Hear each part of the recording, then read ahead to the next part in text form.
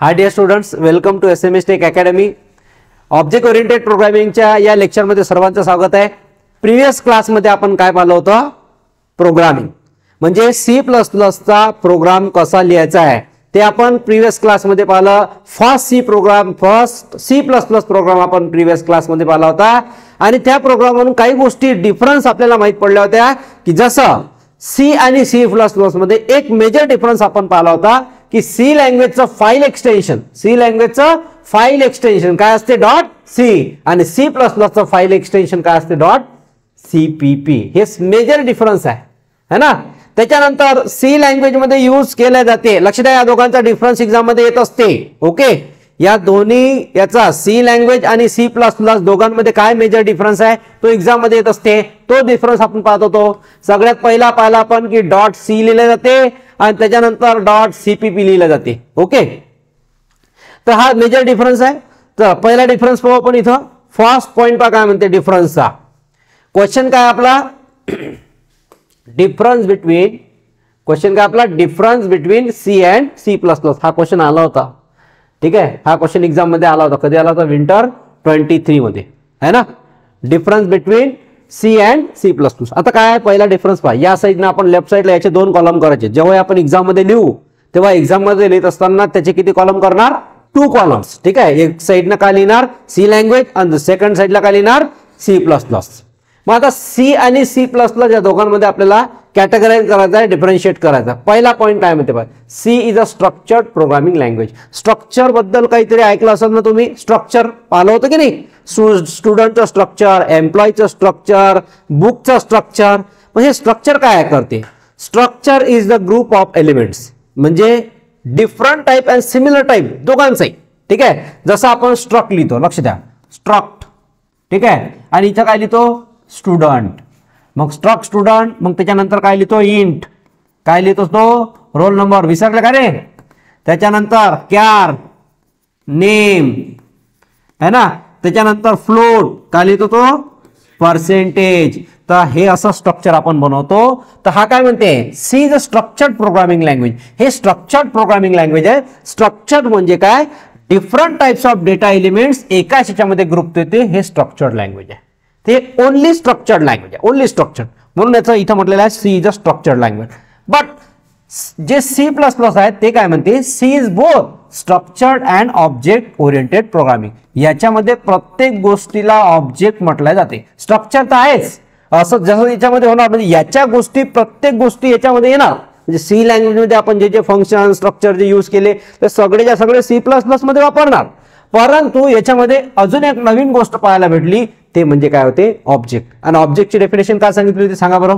Object is instance of class. Object is instance of class. किती simple उदाहरण दिले होते है ना. एक क्लास जर समजा, क्लास जर म्हटलं मी फ्रूट आहे, क्लास काय? फ्रूट आहे. मग याचा ऑब्जेक्ट काय येणार? ऍपल. सांगितलं होतं ना. हा, त्याच्यानंतर फर्निचर जर समजा म्हटलं काय आहे? क्लास आहे. फर्निचर काय? क्लास आहे. तर त्याचा ऑब्जेक्ट काय येते? टेबल, चेअर है ना. तर हे इन्स्टन्स. इन्स्टन्स म्हणजे एकदम याच्यापासून बनलेले. हे इन्स्टन्स म्हणजे एकदम याच्यापासून बनलेले. तर आपण ऑब्जेक्ट म्हणतो आणि या ऑब्जेक्टच्या फॉर्मॅटमध्ये या C++ मध्ये सगळा डेटा असते. क्लिअर झाला? चला पुढच्या याच्यावर जाऊ आपण. नेक्स्ट पॉइंटवर. सेकंड पॉइंट पहा काय म्हणते. आता तुम्हाला गरज आहे, खरं सांगतो की बरेचसे स्टुडंट सिरियसच नाही आहे, अजूनही सिरियस नाही आहे. म्हणजे असं समजा की सेकंड इयरची अशी हवा लागली आहे स्टुडंटला की आल्यावर पाहू, नंतर करून घेऊ वेळेवर. नंतर मग जेव्हा दणका बसते की नाही, काय कसा दणका बसते? युनिट टेस्ट मध्ये दणका भेटते. 5 मार्क भेटते युनिट टेस्ट मध्ये 30 पैकी. मग रडते, बोंबलते, मग अरे सर 5च मार्क्स भेटले. आणि कारण सांगते, सर तब्येत खराब झाली होती, डायरिया झाला होता, मलेरिया झाला होता, खास याला वेगळंच काही झालंय. घरी जाऊन झोपून राहते, बिंदास पाहायला जाईल. सेकंड इयरची हवा लागलेली आहे. असं करू नका. हे नुकसान, याच्यामुळे तुमचंच नुकसान होते की नाही. आता सम्यक आता सायकल चालवत होता, बरं झालं त्याला कॉल केला तो आला. हो मोसंबे, आता ऑफलाईन येणार होता तो ऑनलाईनच करून राहिला. बरं करून राहिला, हे महत्वाची गोष्ट आहे की नाही. आता काही स्टुडंट आहे जे आपले ऑनलाईन करून राहिले, काही स्टुडंट ऑफलाईन करून राहिले. हे महत्वाची गोष्ट. पण करा है ना. काही न केल्यापेक्षा काहीतरी केलेले बरे असते. आता काही नाही म्हणजे तुम्ही तर क्लास करून राहिले इथं येऊन, 100% तुमचा फायदा होणार आहे. ठीक आहे, ज्यांनी काही घेणं देणंच नाही ते घरी गेले की घरचे सुन जातात, त्यांनी काहीच घेणं नाही आहे. चला लक्ष द्या, घरी गेले की घरचे सुन जातात. तर मी म्हटलं की युनिट टेस्ट मध्ये तुम्हाला 5 मार्क नाही पडले पाहिजे, चांगले मार्क्स पडले पाहिजे, कारण 30 आउट ऑफ मार्क्स पाहिजेच. मग आता इकडे सेकंड पॉइंट पाहू आपण. काय म्हटलेलं आहे, C following top down approach. हे टॉप डाऊन आणि बॉटम अप बद्दल काहीतरी इन्फॉर्मेशन तुम्हाला माहिती असेल ना. टॉप डाऊन आणि बॉटम अप म्हणजे काय माहित आहे? टॉप डाऊन आणि बॉटम अप याच्याबद्दल काही माहिती? आता लक्ष द्या, टॉप डाऊन आणि बॉटम अप साठी आपल्याला समजा एक कन्सिडर ॲझम्पशन करावं लागेल. आपल्याला एक वेबसाईट आहे, काय वेबसाईट. आता हे वेबसाईट जर ओपन केली तर त्याच्यामध्ये काय लागते, नेट लागते. वेबसाईट आपण कन्सिडर केली. ठीक आहे, आता वेबसाईटचा हा पहिला मॉड्यूल आहे. ठीक आहे, जसं फॉर एक्झाम्पल MSBT. ठीक आहे, MSBTची काय आपली वेबसाईट आहे. लक्ष द्या, इकडे MSBTची वेबसाईट आहे. MSBTच्या वेबसाईटमध्ये इथे वेगवेगळे असतात. डाउनलोड असते, ठीक आहे, त्याच्यानंतर हेल्प असते, त्याच्यानंतर कॉन्टॅक्ट असते, त्याच्यानंतर स्टुडंट असते, त्याच्यानंतर असते काय फॅकल्टी, अबाउट, हे जे असतात ना हे फोल्डर. त्याच्यानंतर याच्यामध्ये डाउनलोडमध्ये तो सांगते काय first year syllabus, second year syllabus, जे काही आहे थर्ड इयर सिलेबस, जे काही असेल. हेल्पमध्ये अजून असे पॉईंट असतात, याच्यामध्ये असे पॉईंट असतात, याच्यामध्ये असे पॉईंट असतात. लक्ष द्या, याच्यामध्ये असे पॉईंट असतात.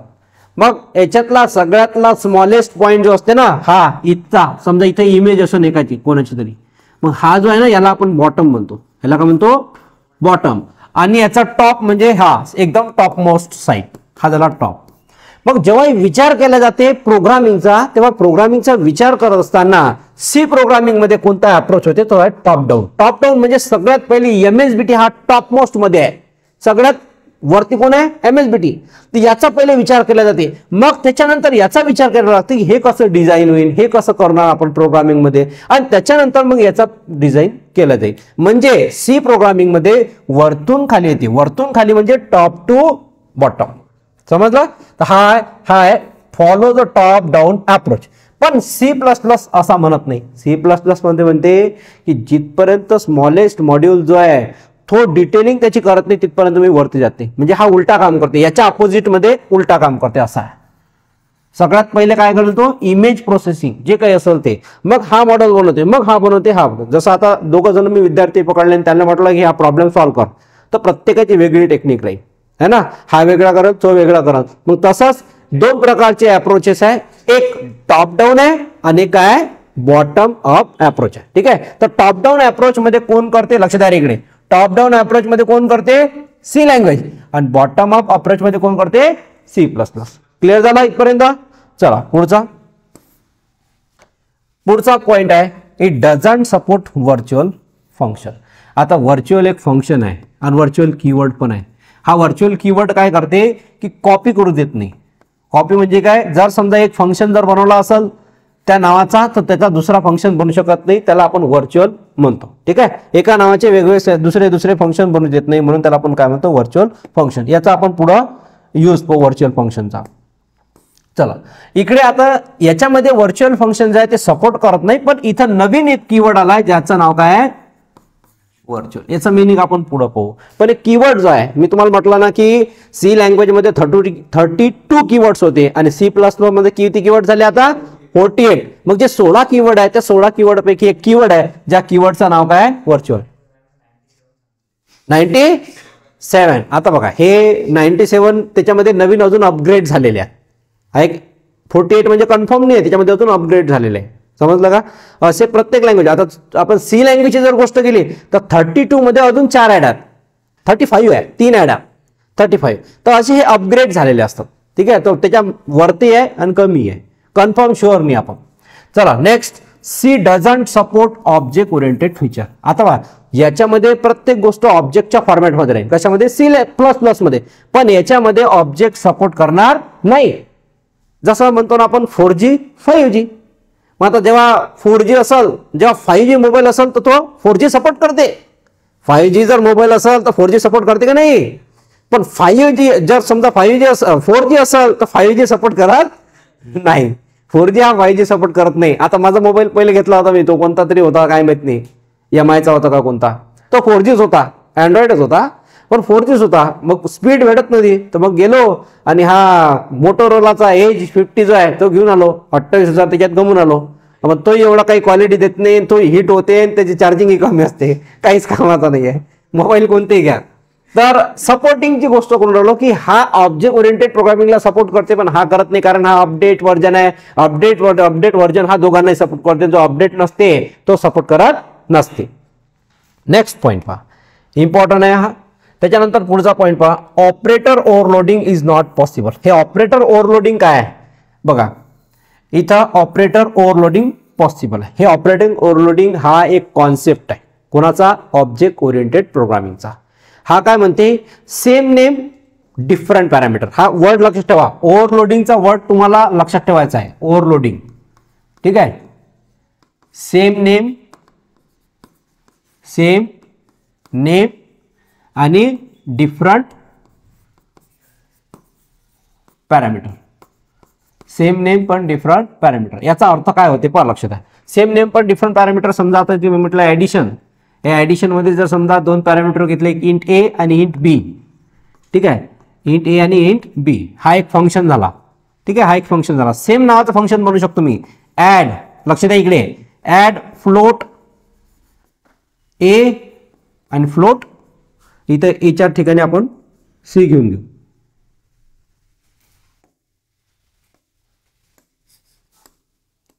इथं काय घेऊ, सी. त्याच्यानंतर आणि फ्लोट डी घेतला आपण. आता काय झालं माहिती आहे काय, इथचंही फंक्शन सेम आहे, इथचंही फंक्शन सेम आहे. फंक्शन काय सेम आहे, हे फंक्शन सेम आहे. पण जर समजा हे जर सी लँग्वेज मध्ये आपण केलं तर तो काय म्हणते, ऑलरेडी फंक्शन लिहिलेलं आहे.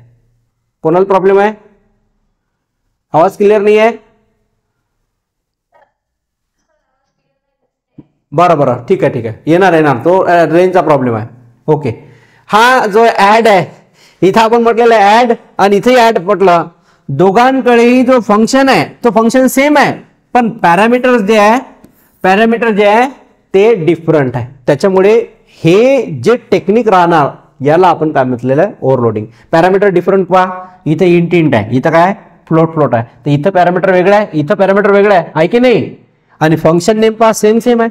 पण असं जर सी लँग्वेज मध्ये आपण सेम फंक्शन ठेवलं तर असं अलाउड नाही आहे. म्हणून याच्यामध्ये इथे सपोर्ट करत नाही, हा ओव्हरलोडिंग सपोर्ट करत नाही, हे याच्यात चालत नाही. पण C++ मध्ये असं चालते. याला आपण काय म्हणतो, फंक्शन ओव्हरलोडिंग. ठीक आहे, चला पुढच्या पॉइंटवर जाऊ आपण. नेक्स्ट पॉइंट, एक महत्वाची गोष्ट, सोमवारपासून ऑफलाईन क्लास आपला रेग्युलर चालू होणार आहे, मंडे पासून. ठीक आहे, जेवढेही विद्यार्थी मंडे पासून येतील त्याच विद्यार्थ्यांची सिलेबस कव्हर होण्याची गॅरंटी घेणार.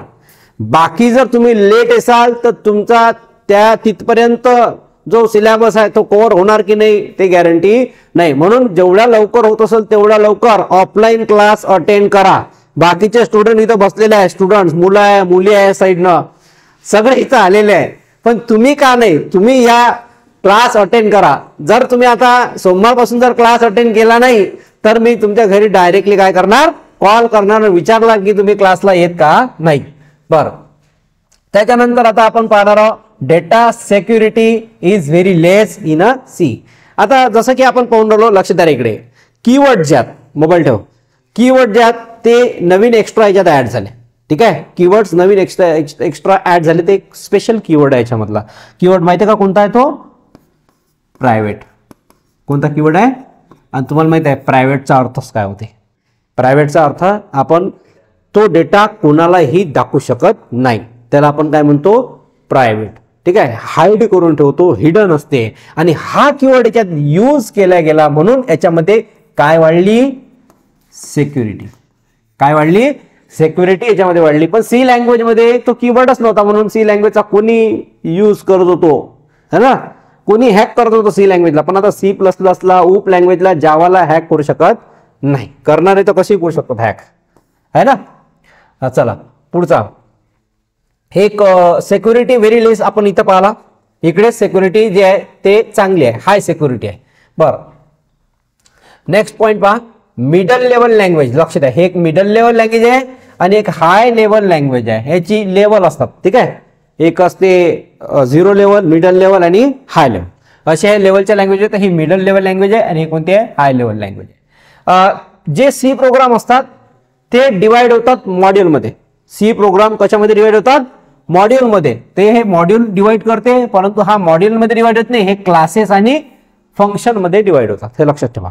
सी प्लस प्लस कशामध्ये डिवाइड होतात, क्लासेस अँड फंक्शन. काही डाऊट असेल तर विचारू शकता. हा, नाही नाही नाही, हे करेक्ट आहे. हे डायरेक्टली पेज आहे डाउनलोड केलेलं, ते मागं पुढे होते. हे जे लिहिलेलं आहे करेक्ट आहे म्हटलं. ठीक आहे, ते होतेच थोडासा डाऊट इकडे तिकडे. बरं, पुढचा. In C main can be called from other function. म्हणजे सी लँग्वेज मधून मेनला कुठूनही कसाही कॉल करता येते. मेन फंक्शन आपलं असते ना, समजा ऍड नावाचं फंक्शन आहे, तर या ऍड नावाच्या फंक्शन मधून आपण याला कॉल करू शकतो. काय म्हटलेलं असते, in C main can call from other function. ह्या मेन कॉलला आपण इथून कॉल करू शकतो. जो मेन फंक्शन आहे तिथून काय करू शकतो, कॉल करू शकतो. आणि दुसरी गोष्ट, या फंक्शनला इथून कॉल करू शकतो, हे माहिती आहे ना. इथं जर समजा ऍड लिहिला तर हा डायरेक्टली कोणाला कॉल करते, याला. जर समजा आपण असं लिहिलं व्हॉइड मेन आणि त्याच्यानंतर याच्यामध्ये लिहिलं ऍड आणि नंतर काय लिहिलं, सब, आणि याच्याशी रिलेटेड फंक्शन जर समजा इथं लिहिलं ऍड आणि नंतर लिहिलं आपण सब, तर हा डायरेक्टली काय करते, याच्या रिलेटेड फंक्शनला काय करते, कॉल करते. समजला. ऍड आणि सब ह्या दोघाला कोण करते, कॉल करते directly. In C plus plus main can not be called from other function. C plus plus मध्ये हे पॉसिबल नाही आहे. मेन जो आहे तो अदर फंक्शन मधून कॉल होणार नाही, कारण मेन मध्ये ऑब्जेक्ट तयार करावं लागते. काय तयार करावं लागते, ऑब्जेक्ट. त्याच्यामध्ये कॉल होत नाही, म्हणून ऑब्जेक्ट आपण जेव्हा तयार करतो तेव्हा तिथं मेनला आपण कॉल करू शकत नाही. इकडे आपल्याला ऑब्जेक्ट तयार करायची गरज नाही, म्हणून मेनला काय करू शकतो, कॉल करू शकतो. त्याच्यानंतर पुढचं नेक्स्ट पॉइंट पहा, नेम स्पेस. हा name space are not available. याच्यामध्ये नेम स्पेस येतच नाही. ठीक आहे, नेम स्पेस हा जो आहे कीवर्ड आहे, तो कीवर्ड काय करते, नेम स्पेस असं लिहितो ना आपण, नेम स्पेस हा कीवर्ड काय करते माहितीये काय, याच्या समोरचा जर समजा नम नावाचा एक कीवर्ड लिहिला आपण, तर याचा लक्ष द्या इकडे, हा नम नावाचा कीवर्ड इथं बनलेला आहे. तर तुम्ही जर आता पुढे जर समजा असं म्हटलं की मी नम लिहितो, हा डायरेक्ट सांगते की num is already used in this program. म्हणजे याची दुसरी कॉपी हा तयार करू देत नाही. नेम स्पेस याच्यासाठी यूज केला जाते की हा याची दुसरी कॉपी तयार करू शकत नाही. पण आता आपण पाहिलं सी लँग्वेज मध्ये असे name space are not allowed म्हटलेलं आहे, तर असे किती आपण कॉपी तयार करतो. ठीक आहे, पण आता सी प्लस प्लस मध्ये जर आपण या कीवर्डचा यूज केला नेम स्पेसचा, तर याची सेकंड कॉपी बनू देत नाही. तर सांगून देते पहिलेच की ही कॉपी ऑलरेडी यूज केलेली आहे, म्हणून नेम स्पेस जो आहे त्याच्यामध्ये अवेलेबल नाही आहे. इकडे नेम स्पेस अलाउड आहे. Exception handling is not supported. हे एक्सेप्शन हँडलिंग काय सर्वात महत्वाचं आहे. एक्सेप्शन हँडलिंग, एक्सेप्शन म्हणजे काय, एक्सेप्शन म्हणजे काय की जी गोष्ट आपण डोक्यात धरलेली ती गोष्ट होणे आणि त्याला आपल्याला काय करावं लागते, ऍक्सेप्ट करावं लागते. आपण पेपर देतो, एक्झाम देतो, बरोबर आहे. एक्झाम दिल्यानंतर आपल्याला फुल भरोसा असते, फुल कॉन्फिडन्स असते की आता आपल्याला सगळे जे सब्जेक्ट आहेत ते आपले निघून जातील चांगल्या मार्क्सने, है ना. पण एक्सेप्शन असं होते की आपण फेल होऊन जातो सब्जेक्टमध्ये, आणि फेल झाल्यावर मग त्या गोष्टी आपल्याला मग आपण तिकडले बहाणे सांगतो, सर तब्येत खराब होती, गावाला गेलो होतो, असं झालं होतं. मग तो एक्सेप्ट करायला की त्या गोष्टीला, कारण की हे एक्सेप्शन आहे. तसंच प्रोग्राम मध्ये लक्ष द्या, तसंच प्रोग्राम मध्ये जर समजा एरर असेल आणि तरी सुद्धा तो प्रोग्राम आपण एक्झिक्यूट करत असतो, प्रोग्राम मध्ये एरर असेल आणि एरर असल्यावरही तो प्रोग्राम काय करू शकतो, आपण एक्झिक्यूट करू शकतो. हे फक्त उप लँग्वेज मध्ये आहे. याला आपण काय म्हणतो, एक्सेप्शन हँडलिंग. म्हणजे त्या प्रोग्राम मध्ये एरर. बरं आता मला सांगा, इकडे सी लँग्वेज मध्ये प्रोग्राम मध्ये आपण एरर सेमीकोलन विसरलो, ठीक आहे, किंवा कोणता एखादा एरर आला तर मग तो दाखवतोय काय, एरर. पण इकडे जर समजा त्याच्यामध्ये एरर असेल तर तुम्हाला मिस्टेक सांगते की हे मिस्टेक आहे याच्यामध्ये, तो एरर दुरुस्त करा. जसं फॉर एक्झाम्पल एक नंबर आहे, या नंबरला आपण डिवाइड केलं 0 न. लक्ष द्या, हा एक नम आहे, नम व्हेरिएबल आहे, त्या नमला आपण कशाने डिवाइड केलं, झिरोनं. मग नमला जर समजा आपण झिरोनं डिवाइड केलं तर हा एक एरर आहे सी लँग्वेज मध्ये. पण हा सी प्लस प्लस मध्ये एक्झिक्यूट करू शकतो आपण एक्सेप्शन हँडलिंगला, आणि हा एक मेसेज देणार आपल्याला, एक्झिक्यूट होणार प्रोग्राम आणि मेसेज देणार num can not divide by zero, num can not divide by zero, म्हणजे तुम्हाला तो मेसेज देणार. आता हे एक्सेप्शन हँडलिंगचं उदाहरण सांगतो मी काय आहे. तर आपण जर समजा एटीएम वर गेलो, कुठे गेलो, एटीएम वर, आणि एटीएम वर गेल्यानंतर आपण जर चुकीचा पासवर्ड टाकला तर तो म्हणते का तुम्हाला घरी चालले जा, तुम्ही चुकीचा टाकला नाही, तो काय म्हणते you entered wrong password, enter the correct password. याला एक्सेप्शन हँडलिंग म्हटलेलं आहे की त्या एक्झिक्युशन चालू आहे, प्रोग्रामचं एक्झिक्युशन चालू आहे, त्याच्यात एरर आहे, तरी तो तुम्हाला तो एरर समजून सांगते की तुम्ही टाकलेला पासवर्ड जो आहे तो रॉंग आहे, करेक्ट पासवर्ड जो आहे तो एंटर करा, करेक्ट पिन जो आहे तो एंटर करा. याला एक्सेप्शन हँडलिंग म्हणतो. आणि हे एक्सेप्शन हँडलिंग फक्त आणि फक्त कशात आहे, सी प्लस प्लस ऊप लँग्वेज मध्ये आहे, याच्यामध्ये नाही. आता हा एक्सेप्शन हँडलिंग हँडलच करत नाही, ठीक आहे, परंतु हा काय करते, एक्सेप्शन हँडलिंग काय करते, हँडल करते. त्याच्यानंतर नेक्स्ट पुढचा पॉइंट पहा, function overloading is not possible. इथं म्हटलेलं आहे फंक्शन ओव्हरलोडिंग पॉसिबल. हा आणि एक ओव्हरलोडिंगचा इथं पॉइंट आहे, सेम पॉइंट आहे. हा याच्यावरती आपण पॉइंट पाहिला ना, पण हा ऑपरेटर आहे आणि हा काय फंक्शन आहे. ऑपरेटर म्हणजे काय, असे ऑपरेटर याच्यामध्ये यूज करणार, प्लस मायनस, तसे ऑपरेटर जे आहे ते सेम टू सेम ऑपरेटरचा यूज करून आपण डिफरंट ऑपरेशन परफॉर्म करू शकतो. आणि इकडे तो सेम फंक्शन असेल त्या सेम फंक्शनचा यूज करून आपण ओव्हरलोडिंग करू शकतो. याला आपण काय म्हटलेलं आहे, फंक्शन ओव्हरलोडिंग, जे याच्यामध्ये पॉसिबल नाही आहे, याच्यामध्ये पॉसिबल आहे. त्याच्यानंतर सर्वात महत्त्वाचे दोन पॉइंट तुमच्या डोळे लावून होतील. कोणते, लक्ष द्या. सी लँग्वेज मध्ये आपण इनपुटसाठी काय वापरतो, स्कॅनअप, आणि आउटपुटसाठी काय वापरतो, हा, तर हे स्कॅनअप आणि प्रिंटअप काय आहे, इनपुट आउटपुट फंक्शन. ठीक आहे, स्कॅनअप आणि प्रिंटअप इनपुट आउटपुट. मग आता सांगा, हे स्कॅनअप आणि प्रिंटअप जर इनपुट आउटपुट फंक्शन आहे, याच्याशी रिलेटेड कोणती हेडर फाईल आपण लिहितो, कोणती हेडर फाईल लिहितो, अरे सांगा लवकर पटकन. यस, काय लिहितो, stdio.h